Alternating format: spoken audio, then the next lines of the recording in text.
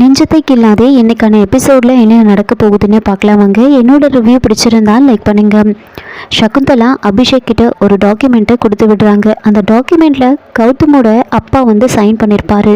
அந்த சைனை வச்சு ஒரு உயில் ரெடி பண்ண சொல்கிறாங்க. அந்த உயிலில் இந்த மொத்த சொத்தையும் 6 பாகமாக போடணும். அதில் சகுந்தலாக்கும் ஒரு பங்கு. அதோட குடியிருக்கிற வீட்டை வாரிசுங்க சரின்னு சொன்னால் அந்த வீட்டை சகுந்தலா பேருக்கே எழுதலாம் அப்படின்னு ஒரு உயிலை ரெடி பண்ண சொல்கிறாங்க. அந்த சைன் எல்லாம் பக்காவாக இருக்கணும் அப்படின்னு அபிஷேக் கிட்ட சொல்லி அனுப்புகிறாங்க.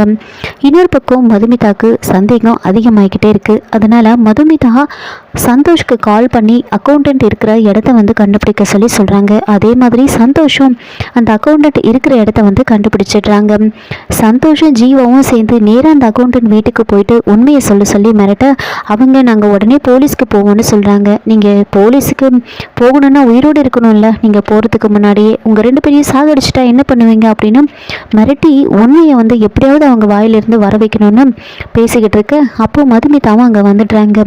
எல்லாரும் சேர்ந்து அந்த அக்கௌண்டண்ட்டை மிரட்டி கேட்க அந்த அக்கௌண்டன்ட் உண்மையை சொல்லிடுறாங்க. சகுந்தலா மேடம் தான் எங்களை இப்படி பண்ண சொன்னாங்க அப்படின்னு சொன்னதுமே சந்தோஷ் ஜீவா 2 பேருமே ரொம்ப கோவப்படுறாங்க. அவங்கள நாம் சும்மாவே விடக்கூடாது, அவங்கள ஏதாவது பண்ணியே ஆகணும் அப்படின்னு சொல்ல அக்கௌண்டண்ட்டும் அவங்க ஒய்ஃபும் ரொம்ப கெஞ்சி கேட்குறாங்க.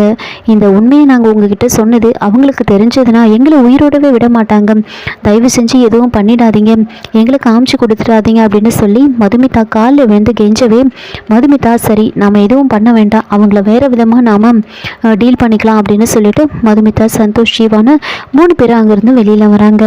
இதுக்கப்புறம் நான் பார்த்துக்கிறேன் அவங்கள அப்படின்னு சொல்லி சந்தோஷம் ஜீவாவையும் அங்கேருந்து அனுப்பிடுறாங்க.